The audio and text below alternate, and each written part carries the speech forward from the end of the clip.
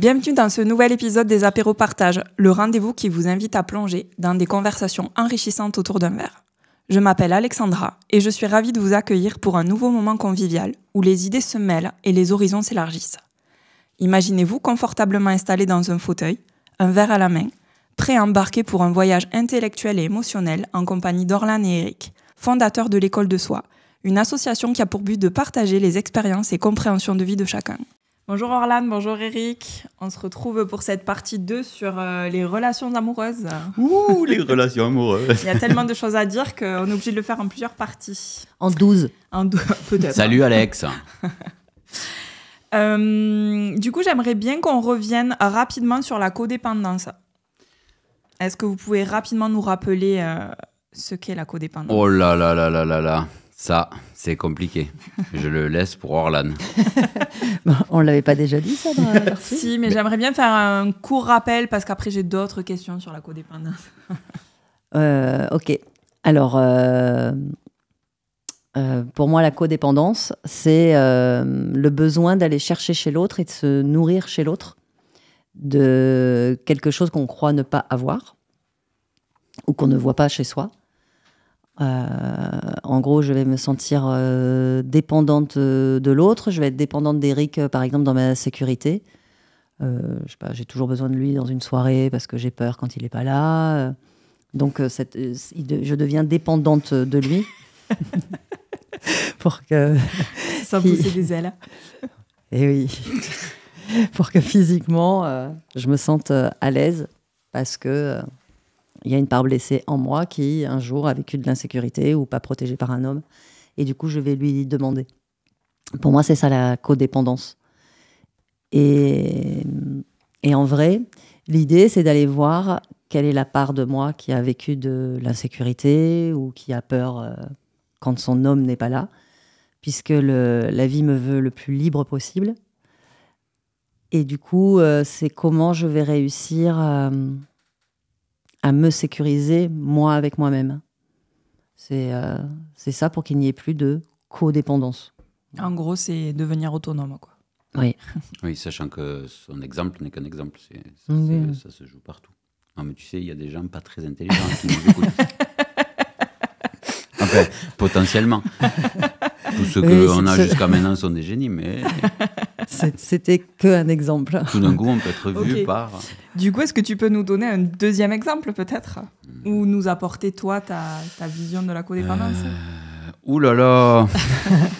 C'est compliqué. Non, codépendance, c'est-à-dire que je me sens peut-être plus fort ou plus entier quand je suis avec l'autre, grâce à l'autre, s'il y a l'autre, etc. Ça met plein de conditions à ma confiance en moi, ça met des conditions à ma liberté, tout simplement.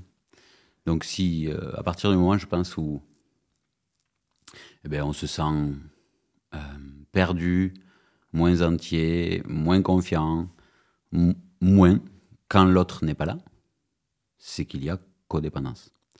Et donc, là, il y a dépendance pour le coup. Mais si on vit avec une personne et on est dans une forme de dépendance à l'autre pour se sentir entier, complet, serein, etc., forcément, l'autre qui reste vit aussi une codépendance. Sinon, ça ne matche pas. C'est pour ça qu'on dit codépendance. Mais là, mon exemple, ce n'est qu'une dépendance, ce n'est pas une codépendance. D'accord ? Du coup, est-ce qu'on peut dire que les relations fusionnelles, c'est de la codépendance ?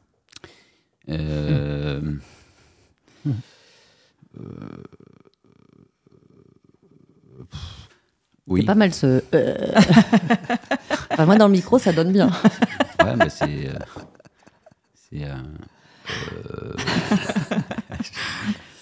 je peux vous le faire, il est gratuit. Oui. Après, c'est toujours pareil. C'est quoi la définition ? Ouais, c'est ça. Pour chacun, être fusionnel, c'est différent, en fait. Ouais. On peut imaginer une relation fusionnelle idéale où on se sent uni et une unité quand on est ensemble, mais on ne se sent pas moins entier quand on fait chacun notre truc dans notre coin. Mais forcément, la relation fusionnelle, comme on l'entend, entre guillemets,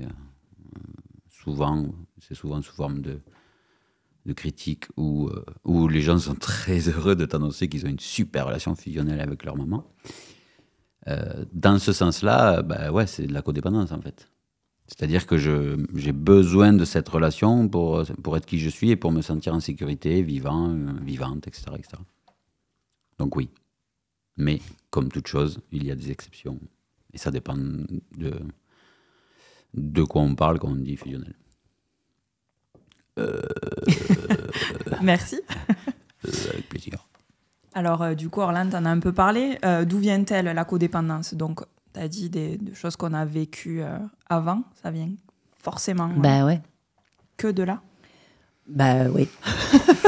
J'ai failli dire, peut-être, mais en fait, maintenant, il n'y a même plus de faille. Oui, en fait. Elle vient d'où? de trauma, de part blessée. Hein? Elle vient de Mulhouse. De Groland. On entend souvent, parce qu'il y a un peu des termes comme ça à la mode, ou en tout cas un peu tendance en thérapie, et on parle beaucoup de dépendance affective. Si je suis dépendante affective, c'est bien qu'il y a une part de moi qui n'a pas été nourrie et qui va encore chercher ça. Si je demande à Eric de me sécuriser, je parle de la mienne, de dépendance, si la mienne, c'est que je lui demande de me sécuriser, c'est bien qu'il y a une part de moi qui n'a pas été en sécurité. Celui qui n'a pas vécu ça, il ne va pas demander ça à l'autre. Par contre, s'il a vécu la trahison, il va dire à l'autre, surtout, il faut que tu me promettes de jamais me tromper. La fidélité, il n'y a rien de plus important. Et je vais avoir ça comme valeur, parce que ça vient effectivement de ma blessure, ouais. Il y avait autre chose? C'était quoi ta question? D'où vient la codépendance? Est-ce qu'elle vient forcément de blessures, en fait, de part blessée? Oui. Bon, sûrement un inconscient collectif. On voit comment fonctionnent les relations de nos parents, de nos potes et compagnie, puis on a tendance tout simplement à répéter sans mettre de la conscience dessus. Donc, il y a ça aussi qui joue, quoi. Si on a grandi dans un paysage où toutes les relations marchaient comme ça, c'est-à-dire c'est trop bien quand tu es là, ne pars pas s'il te plaît, il faut que tu sois là, il faut que tu restes là, grâce à lui, ou l'inverse, il se charcle mais il reste, c'est des relations de codépendance et on a tendance tout simplement à les répéter. Mais à la base, effectivement, c'est ce que dit Orlan, c'est nos blessures qui mettent ce truc en place pour guérir, toujours pas pour nous faire chier, quoi. Et c'est ça qui est génial dans la relation amoureuse. Parce qu'on ne tombe pas sur un amoureux pour rien. C'est pas par hasard. Si je tombe sur quelqu'un qui me dévalorise, c'est parce que je me dévalorise ou que j'ai été dévalorisée. Donc je vais avoir en face de moi quelque chose qui va venir me remuer. Ça va pas être confort. Si on garde le même exemple, si Eric il part et que moi je vis cette insécurité émotionnelle, c'est bien parce qu'à un endroit dans ma vie, je me suis sentie en insécurité émotionnelle bien avant la rencontre avec lui. Donc ça a plein. C'est juste pour essayer, parce que j'ai beaucoup de dépendants, et voilà, je suis dépendant affectif. On aime tellement se coller des étiquettes. Alors déjà, il y a une part de vous qui aime, qui est dépendant affectif. Il y en a une autre, pas du tout. Et je vais focaliser sur celle-là parce que là, c'est là ma voie de guérison, comme d'habitude, hein. C'est-à-dire que je suis dépendante, quand il n'est pas là, je me sens pas bien, et mon job, c'est d'aller voir quelle est la part de moi qui se sent pas bien. Quel est ce petit bout de moi qui se raconte une histoire que quand l'autre il n'est pas là, je me sens en insécurité ou jalouse. Ce n'est toujours pas dans les mains de l'autre. Par amour pour moi, parce que je vais demander à Eric de me protéger, par exemple, dans son inconscient, il est évident qu'il va tout faire pour ne pas me protéger. Eric, tu pourrais y mettre du tien quand même. Ça, c'était avant. J'y mets tout. Tout ça s'est fait. Mais si j'arrive dans une soirée et que je dis surtout, moi, j'ai vraiment besoin de ne pas avoir l'impression d'être une plante verte, parce que dans une ancienne relation, ou ma première, ou dans un trauma, je me suis sentie transparente, pas vue, etc. Je vais lui demander de ça. Dans la soirée, il va faire attention, par amour pour moi, entre guillemets. Mais 1 heure après, il y a de fortes chances qu'il oublie. Parce que de toute façon, le temps où il sera resté avec moi, ça va venir me mettre un pansement sur ma blessure, mais ça va pas la guérir. Et peut-être que la prochaine fois, je vais lui dire, non, mais la prochaine fois, tu restes 3 heures, ou t'es pas resté assez longtemps. Et à un moment donné, l'autre, il a dit ça et t'es parti. Enfin, parce que quoi que l'autre fasse, en fait, ça vient réactiver ma blessure, mais quoi qu'il fasse, il peut me faire une petite zone tampon qui fait qu'il peut passer la soirée à côté de moi. Et ça va pas être sa joie, forcément. Mais en fait, ce sera jamais assez, quoi. À force de coller des pansements, c'est jamais assez. C'est ça. Il va rester toute la soirée à côté de moi parce que, t'inquiète pas, ma chérie, je suis là. Parce que lui-même, dans son histoire de vie, on lui a dit qu'il fallait qu'il protège les femmes. Et c'est ça l'histoire en effet miroir. Donc, il va passer toute la soirée, mais moi, ça va rien changer à ma vie. Rien du tout. On sera en train de fuir l'expression émotionnelle de son problème et le mien. Mm-hmm. Je l'aide à ne pas voir ce qu'elle ne veut pas voir si je fais ça. Mais si je ne le fais pas, et voilà, tu sais pas m'aimer, hop, ça active une autre histoire derrière, etc. etc. Donc tout est fait pour guérir. Donc, mais il faut prendre 5 minutes, s'asseoir, se poser, soi avec soi, et aller voir qu'est-ce qui se joue plutôt que de dire tu sais pas m'aimer, quoi. Ouais, ou de se chamailler comme des enfants de 4 ans, quoi. Ben oui, parce que c'est très juste, parce que ça a 4 ans à cet endroit-là. Mm-hmm. Et c'est pas pareil si j'arrive, du coup on garde cet exemple, mais c'est pas pareil si j'arrive et que je dis à Eric, en fait il y a une part de moi qui a vraiment vécu beaucoup d'insécurité ou qui se sent vraiment comme une plante. Et wow, il faut que je l'accueille encore parce qu'elle y croit encore, cette petite de 4 ans. Et là, il peut avoir vraiment à cœur de m'aider, ou alors de m'embrasser en disant, ma chérie, ça va aller, ou il peut même rester à côté de moi, mais du coup, il ne reste pas à cause de moi, il reste pour cette part blessée, ce qui va changer toute l'énergie, parce que je ne suis pas en train de l'accuser, qu'il est responsable de ce sentiment d'abandon que j'ai, de ce sentiment de non-protection. Et ça le dédouane, en fait. Mm-hmm. Parce qu'il n'est pas responsable de ça. La petite fille qui vient, qui a 4 ans, il n'était pas dans ma vie à 4 ans. Il est juste venu la mettre en lumière, en fait. C'est ça. Il représente, il représente le premier homme de ma vie, parfait, qui ne m'a pas donné de sécurité émotionnelle ou quoi que ce soit. Ça représente ça fait un transfert, en fait. C'est intéressant pour mettre à l'autre bout de la table. Bon, bref. C'est intéressant, j'ai pas entendu. C'est rigolo d'avoir changé de place. Je te vois, en fait, Alex. Oui, je vois beaucoup mieux. Moi, je pense que je vais avoir un torticolis, du coup. Ou alors, je vais muscler le cou et je pourrais faire des sports qui nécessitent d'avoir un gros cou. Je pense au hula hoop. Mais je suis pas sûr. Je n'ai jamais fait. Donc, je sais pas. Tu pourras nous faire une petite démo de hula hoop. Bien sûr. Est-ce que vous pouvez nous faire un rappel sur la différence entre l'amour et l'attachement ? Ouh là là. Oh là là là là. Alors là, je pense que c'est jamais assez. Jamais assez. Ce rappel. À force de le dire, je ne sais plus le dire. C'est moi qui parle ou... Ah non, mais vas-y, je t'en prie, tu le dis si bien quand tu t'en souviens. Ben ouais, je sais pas trop là. C'est compliqué ça aussi. Hein. Il y a beaucoup de choses compliquées ce soir. Mais on va se débrouiller. L'amour et l'attachement. 2 expériences opposées, apparemment très proches, mais finalement opposées. L'amour n'a pas de conditions. Donc l'amour, c'est peut-être le sentiment de joie que l'on perçoit d'être en compagnie d'une personne ou même de savoir cette personne, avoir une interaction avec nous et être dans notre vie. Ça, c'est l'amour. C'est la joie que me procure le simple fait d'avoir rencontré une personne et de la savoir telle qu'elle est et vivante à mes côtés ou pas d'ailleurs.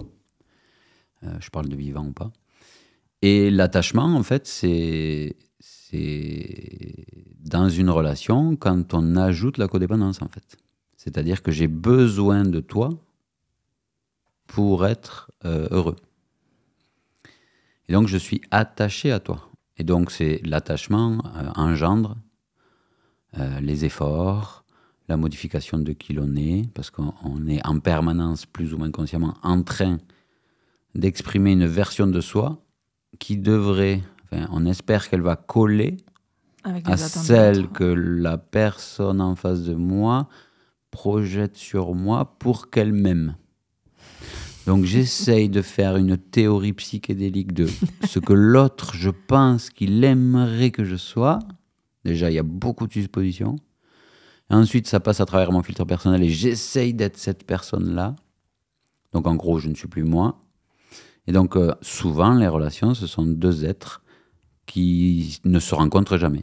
Puisque moi, je fais semblant d'être celui que je crois qu'Orlan veut que je sois, et Orlan fait semblant d'être la Orlan qu'elle croit que je veux qu'elle soit. Ah ah, je vous embrouille là. Tu l'as super bien expliqué. Et je me suis trouve. pas embrouillé. Ouais. Et donc, voilà, ça c'est attachement. Et alors que l'amour, c'est le simple fait de ressentir la joie de savoir l'autre dans notre vie et libre surtout.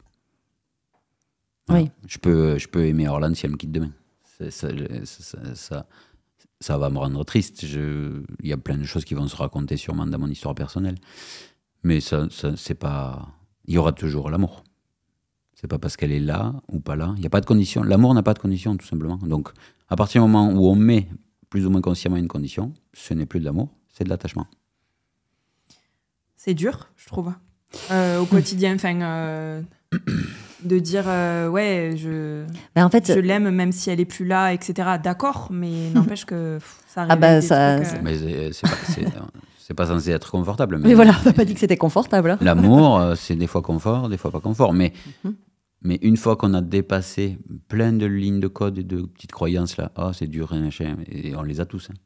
Hein. Ça fait chier de penser comme ça.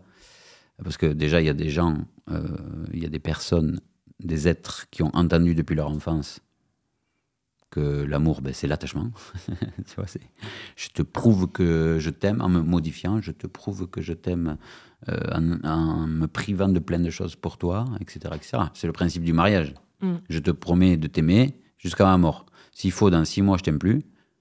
Mais comme Mais j'ai promis devant Dieu que j'allais mentir toute ma vie. Donc, s'il y a un Dieu qui demande ça, déjà, il est chelou, le truc. Mais je promets devant Dieu que je vais te mentir toute ma vie parce qu'en fait, je t'aime pas depuis 25 ans, mais je reste à tes côtés et je te fais croire que je t'aime. C'est terrible, en fait. Et c'est là où on voit l'amour et l'attachement. Donc, on se fait croire qu'on doit rester, on se fait croire qu'on a besoin de l'autre, on se fait croire que de toute façon, on a promis et que ça serait terrible de rompre la promesse. On se fait croire que parce qu'il y a les enfants, ben, on peut pas faire ça. Et donc, on vit dans un attachement total, une codépendance totale, qui n'a rien à voir, en fait, avec la relation de base des deux êtres qui se sont rencontrés à la base, même s'il y a eu des enfants après.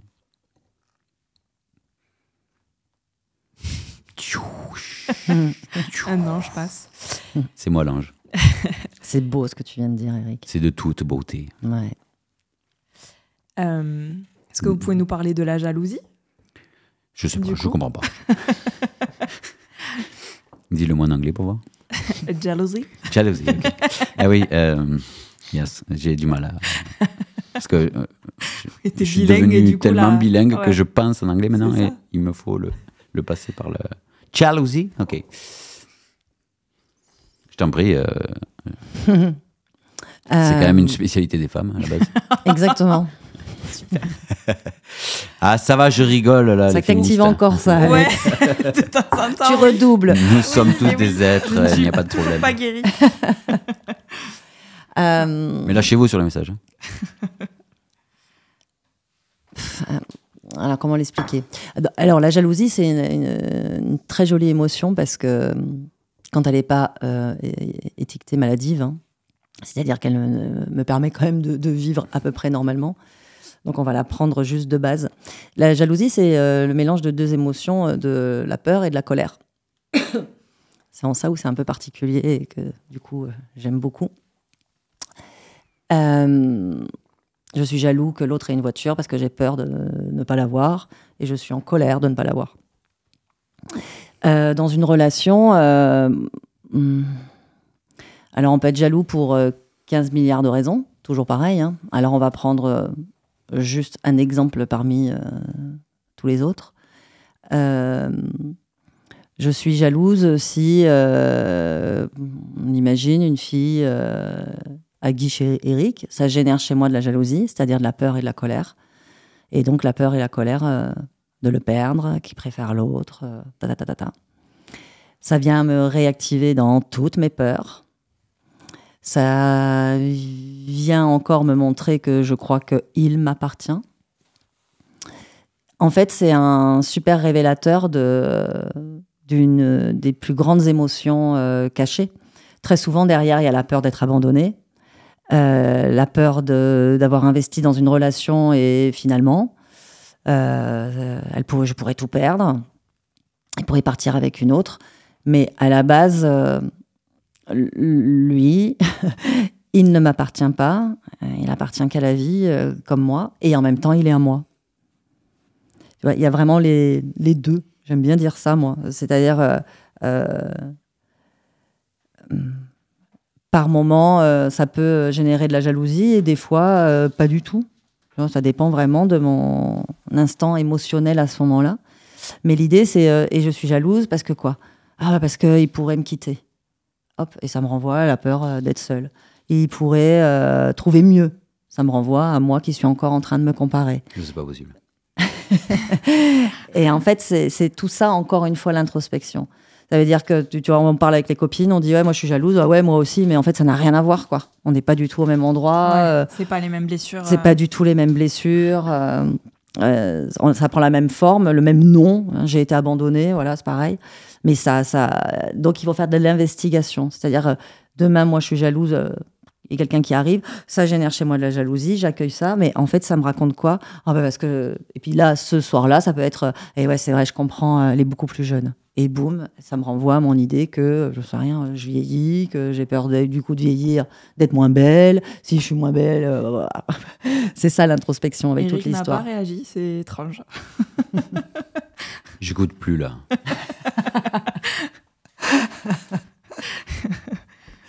Donc voilà, pour moi, ça serait...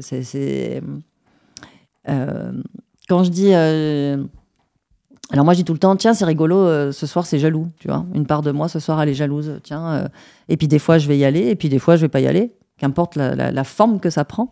Mais je dis, tiens, là, ça me pique. Ah, et puis non, des fois, ça me pique pas. Donc, je suis pas jalouse, mais une part de moi peut l'être, parce qu'elle est réactivée dans ses blessures les plus anciennes. Et pas tout le temps. Et pas tout le temps, et pas forcément sur le même sujet.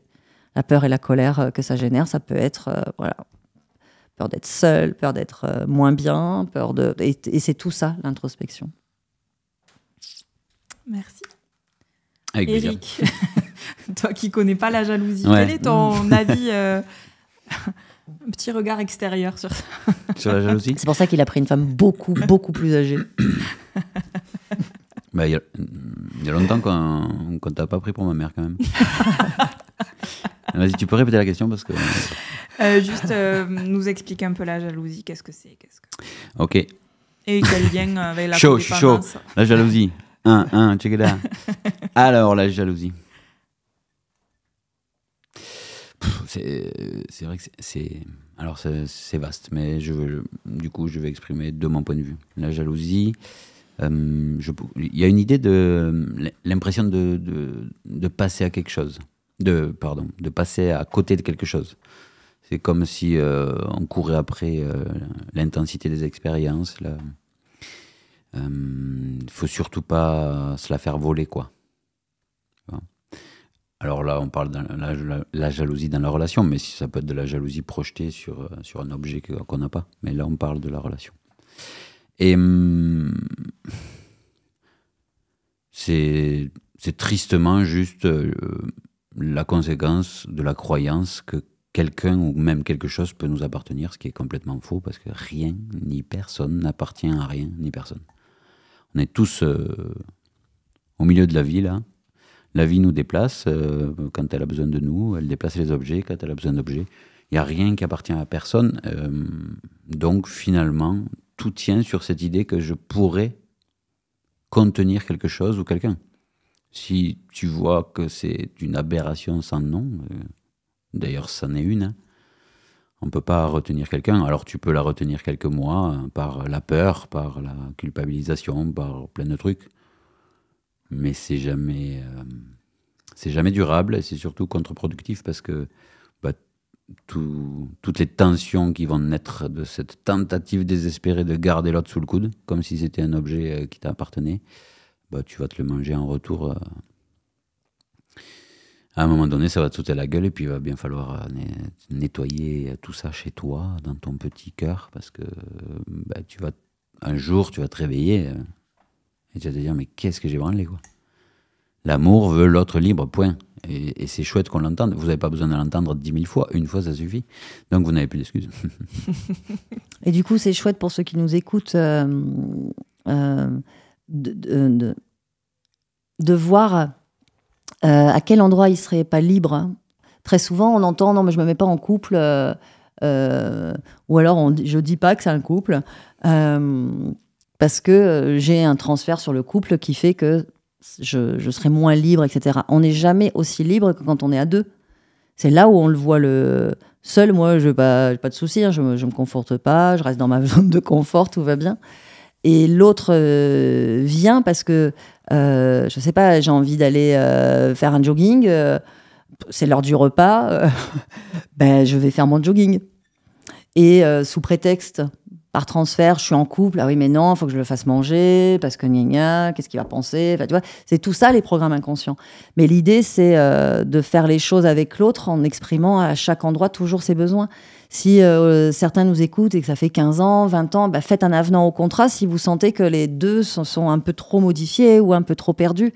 C'est-à-dire, tu sais quoi, en fait, on va faire un avenant. Quand tu m'as rencontré il y a 15 ans, j'avais tellement peur d'être rejetée de ta famille que je me suis complètement oubliée. Mais c'est pas du tout ma joie d'aller manger chez eux tous les dimanches. Alors, est-ce qu'on peut trouver un compromis ?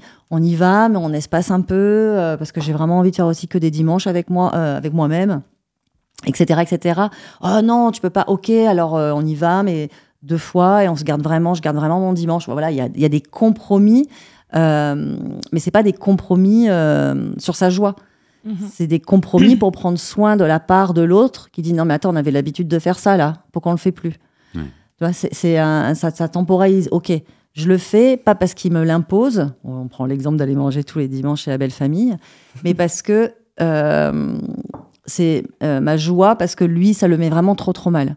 Alors j'y vais doucement et du coup ce sera plus joyeux pour moi de l'accompagner parce que pour lui c'est trop lourd que d'aller faire mon jogging.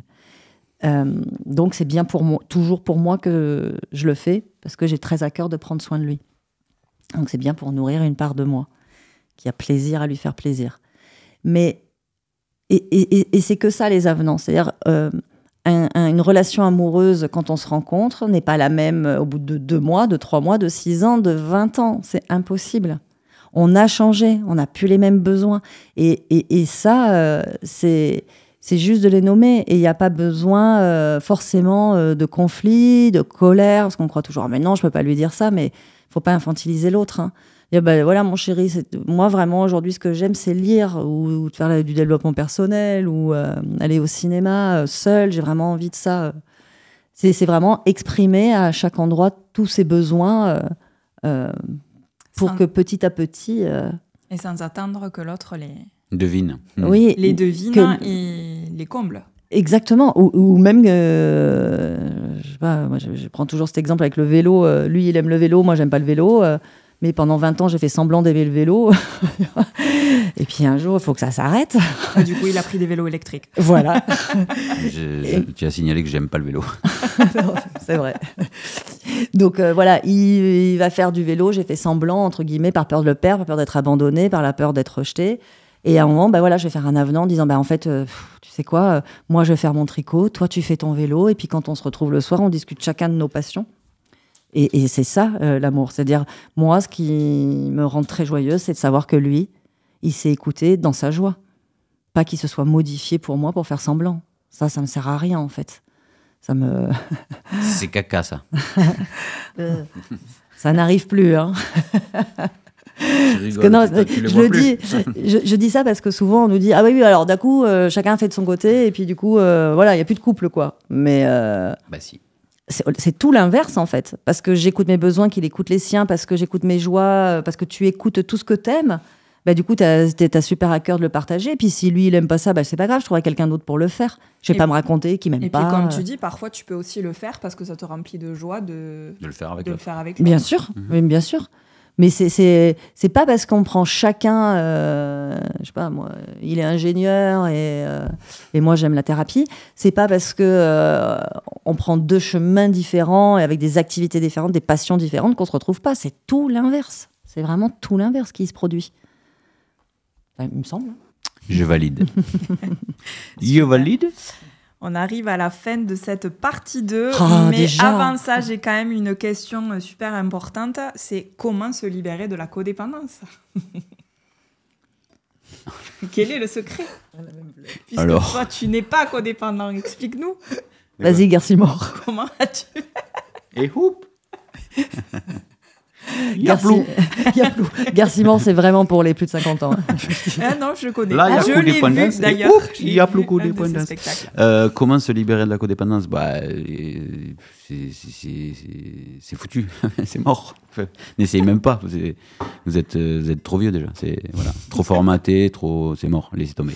Voilà. Super. Ben non, mais c'est petit à petit en AVC de la bouche, en intégrant ces concepts, que petit à petit, pour aimer l'autre, ben on ne peut pas faire autrement que être sa propre priorité. Si, de toute façon, à chaque petit dossier dans lequel on s'est oublié pour l'autre, en pensant que ben, je devais faire ça pour qu'il continue à m'aimer, ça, on s'éloigne du véritable amour. Donc, forcément, petit à petit, repensez à vous, faites des trucs pour vous, et surtout, en fait, alors, s'il y avait un raccourci, c'est ce que disait Orlane, c'est les avenants au contrat, mais ça devrait se faire, mais même une fois par semaine. C'est, voilà, est-ce que j'ai un besoin cette semaine que je n'avais pas la semaine dernière, et je l'exprime. Et j'en fais pas une condition à l'amour que j'ai pour l'autre, mais en tout cas, il connaît mes besoins. Et petit à petit, j'exprime de plus en plus mes besoins, sans en faire une condition que maintenant, il faut qu'il soit nourri, il faut que ça change maintenant. Parce qu'en fait, les couples pètent parce que il n'a jamais été question d'avenant au contrat. On est sur des trucs de base d'il y a 20 ans, ou même il y a 5 ans, ils sont morts des deux côtés. Et puis, c'est le dossier, là, le cahier des comptes avec ah ouais, ben là, je l'ai fait ça pour elle, elle m'en doit bien une. Et puis quand ça pète, bien sûr, il y a 50 d'histoires qui ressortent sur des broutilles, mais en fait, c'était resté en travers de la gorge parce que ça n'a jamais été exprimé. Donc, exprimer ses blessures sans en accuser l'autre et exprimer ses besoins sans mettre une condition qu'il soit nourri immédiatement ou dans la totalité par l'autre. Et ça, c'est le tips absolu. Là, je vous ai donné un truc de ninja. Et franchement, ça devrait être payant, je trouve, moi. Hein. Super. Quelque chose à rajouter, Orlane? Non, il y a Vincent, je le vois là. C'est trop long. Il a les yeux rouges, c'est normal? Il est en train de se transformer en lapin. Alors, on met fin à cette partie 2 et on se retrouve très bientôt pour une partie 3. Ouais. Merci. Trop, c'est un lapin, non? D'accord, c'est ça, non? Non, c'est un âne. C'est l'âne trop. Ah oui, c'est trop rigolo. D'ailleurs, je vais faire mon outro. Outro. Outro rigolo. À toi, Alex. Tu vas pas y arriver. Outro. Arrête, la pauvre. Elle va jamais réussir à faire son outro. Donc, merci tous les deux pour cet échange, ce moment merci, de partage. Alex. On se retrouve très bientôt pour une partie 3. N'hésitez pas à vous abonner à tous nos réseaux si vous ne l'êtes pas encore. Vous retrouverez les dates des prochains stages sur le site www.écoledesoi.com. Et voilà, à très bientôt pour un nouvel épisode. À très bientôt, Alex. À très bientôt, tout le monde. Ciao, ciao. Au revoir. Salut.